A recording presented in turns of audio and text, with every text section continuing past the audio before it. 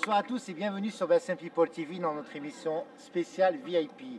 Alors aujourd'hui, je reçois un grand monsieur du showbiz, je vais vous expliquer après, c'est monsieur Grégoire Collard. Bonsoir Grégoire, comment vas-tu? Et toi? Très bien, Bon. toujours. Toi aussi? T'as des questions à me poser? Ouais, on va Tu les essayer as en tout préparées? cas. Oui, bien Bon, sûr. alors vas-y. Bien sûr. Grégoire, grand conseiller artistique. Alors, on va commencer par qui? Michel Berger, France Gall, Queen, Johnny Clegg, Gainsbourg, Oui. Barbara. Barbara. Ah, vas-y. Bachung. Vachung. Enfin plein. Voilà. Même Jordi. Numéro 1 dans 32 pays. Jordi, ah oui, quand même. Tu as pris tout petit alors, À 4 ans. à 4 ans. Donc, grand directeur artistique. Alors, comment tu... Alors, moi, je sais que tu as commencé comme danseur. Comment tu sais ça, toi? Ben oui. Tu n'étais pas là. Modern jazz, Classique d'abord. Classique, oui. Avec la sœur de Jean-Paul Belmondo, Muriel Belmondo. Ouais. Et puis après, la danse moderne avec Véronique et Davina. Avant qu'elle soit Véronique et Davina, Ah, vous vous voilà. rappelez de Véronique et Davina? Il y en a une qui est devenue maintenant bouddhiste et tout ça. Bon. Et Davina. Et enfin voilà. Et puis après, j'ai un peu délaissé la danse, ou c'est la danse qui m'a délaissé. Sauf qu'il y a quelques années, là, il y a 3-4 ans, j'ai participé au lancement de la tectonique.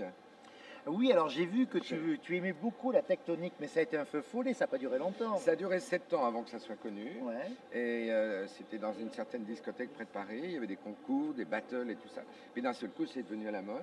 Et moi, j'ai même été professeur de tectonique pour des enfants qui avaient des problèmes moteurs. Donc, on leur apprenait des séquences comme ça. Et les parents Alors étaient vas-y, émus. c'est quoi les mouvements de la tectonique?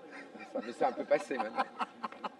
Alors comment tu es devenu conseiller artistique de stars comme ça? Parce qu'à l'époque, c'était tous les plus grands que tu avais. Tu vois, Queen, tout ça, c'est énorme. Gainsbourg. Parce que par...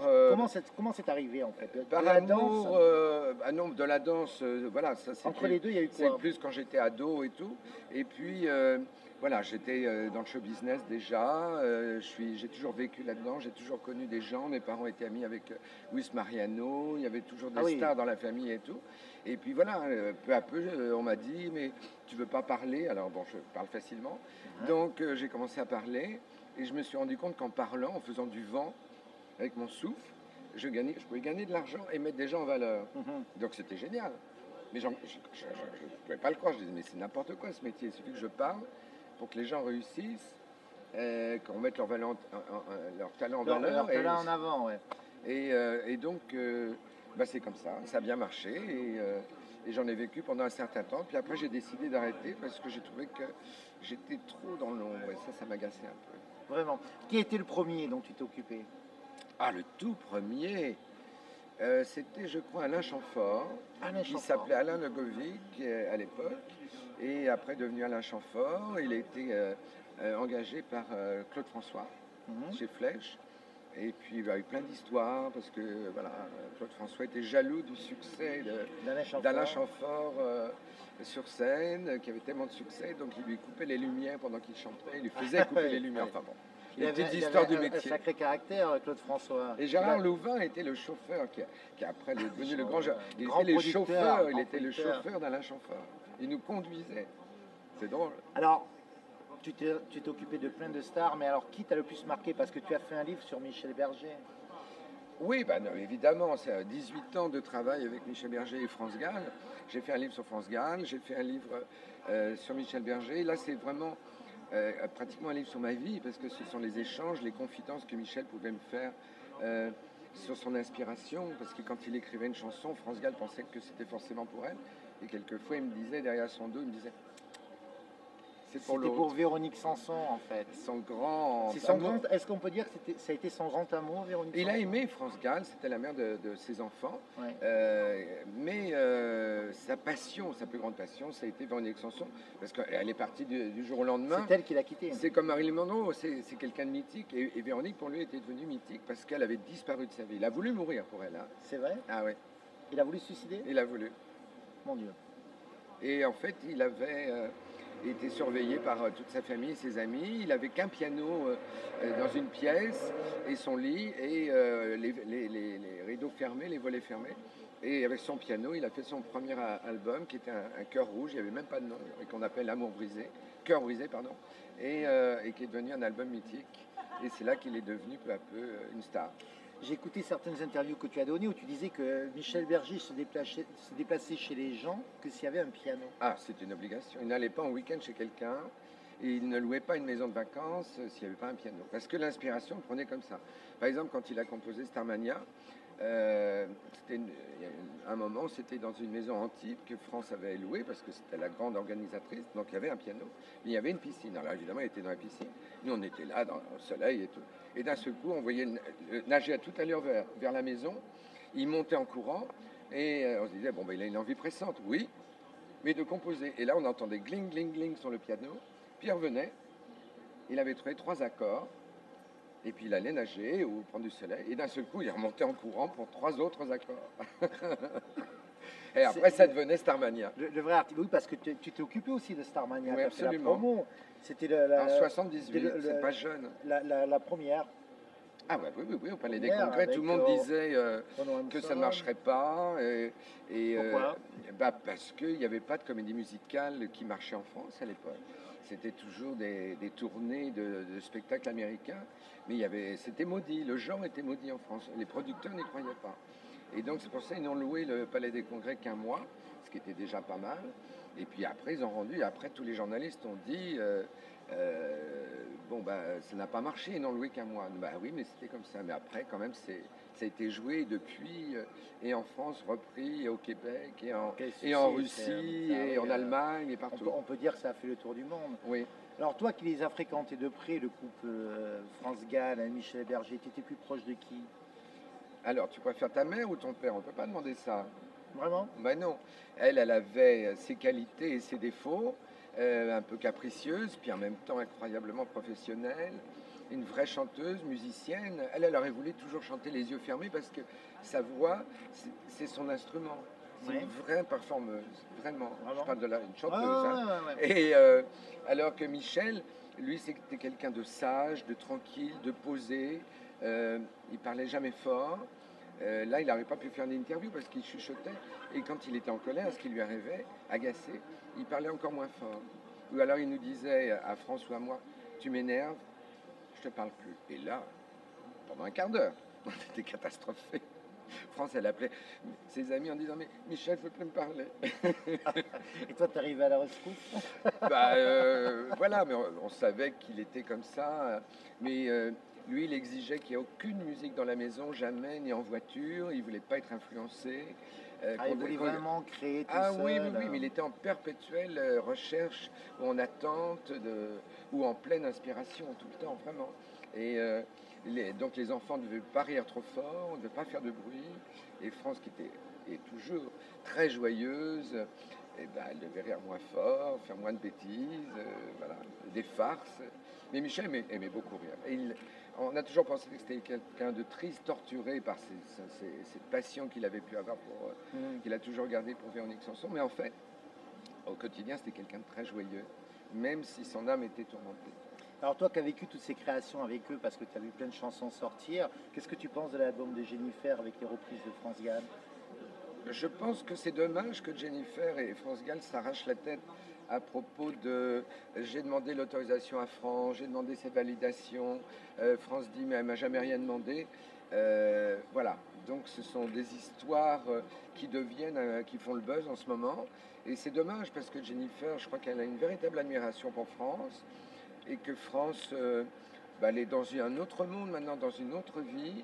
Heureusement, après la perte de son mari, Michel Berger, la perte de sa fille, elle s'est construit une autre vie, même si elle gère un peu les chansons de Michel, bien sûr, et qu'elle prend les droits d'auteur, bien sûr, mais voilà, elle est ailleurs. Ça doit représenter quand même beaucoup.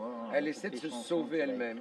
Oui, mais elle essaie de se sauver elle-même et d'essayer de sourire chaque matin. Peut-être qu'elle a envie elle-même de refaire des reprises aussi. Non.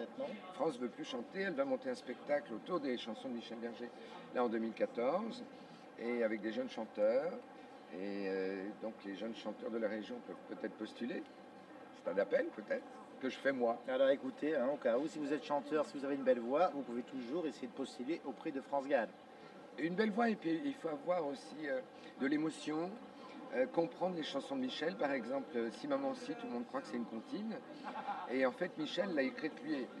C'est sa chanson, lui, qu'il avait écrite en pensant à sa mère. Il dit Si Maman Si, si tu me voyais, si tu m'écoutes, voilà, mes amis sont partis. Il l'a donnée à France.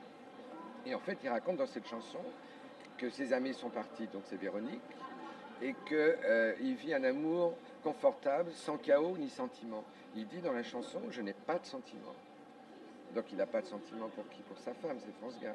Et il la donne à France qui la chante. C'est terrible. C'est tortueux. Quand on écoute, donc si on veut interpréter du Michel Berger, je crois qu'il faut comprendre le sens des chansons. Et c'est pour ça que j'ai écrit ce livre sur Michel Berger. Et parce que... Qu'on trouve aux éditions. Ah, c'est un livre de poche, chez J'ai lu. Un livre de oui, parce qu'il est sorti il y a quelques années. Déjà. Oui, si j'avais écrit un roman, j'en aurais vendu 2. Là, France Gall ou Michel Berger, c'est des best-sellers. Parce que voilà, tout le monde connaît, tout le monde aime, tout le monde peut chanter du Michel Berger, du Starmania, la légende de Jimmy aussi. Voilà. Tout ça, c'est mythique. Extraordinaires, mythiques. Et donc, voilà, j'ai eu de la chance de connaître tout ça. Et je passe le relais au public qui peut découvrir. Queen, comment tu t'es occupé de Queen? Freddie Mercury, là aussi, c'est mythique. Mais comment on peut refuser quand on écoute ça? Cela dit, quand j'ai eu le premier single, c'est une maison de disques qui m'a appelé en disant voilà, on a un nouveau groupe, ça vient d'Angleterre, voilà, c'est pas sorti en France. J'ai écouté, c'était We Are the Champion quand même. Ouais.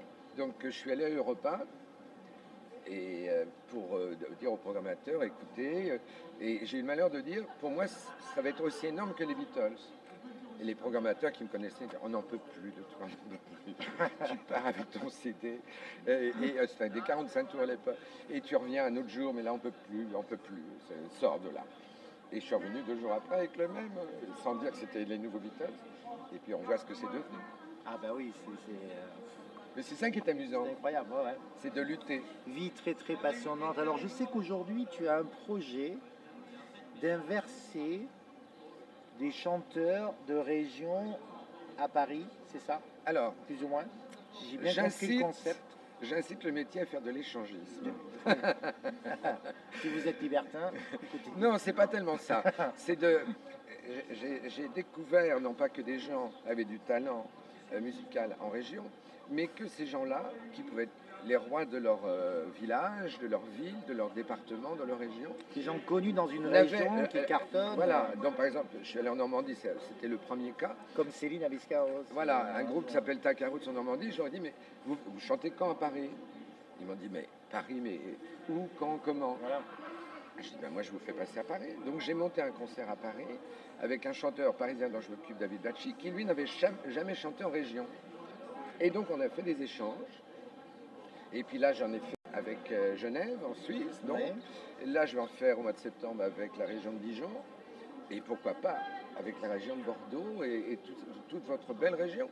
Parce qu'il y a des artistes formidables partout. Donc ça offre la possibilité à un artiste de province de venir chanter sur Paris et à un Parisien de se faire connaître ailleurs en France. Alors moi, j'organise à Paris, mais quitte au groupe ou à leur manager, leur producteur, d'organiser quelque chose pour recevoir aussi des artistes, non seulement parisiens, mais d'autres régions. Et personne, c'est une idée toute bête.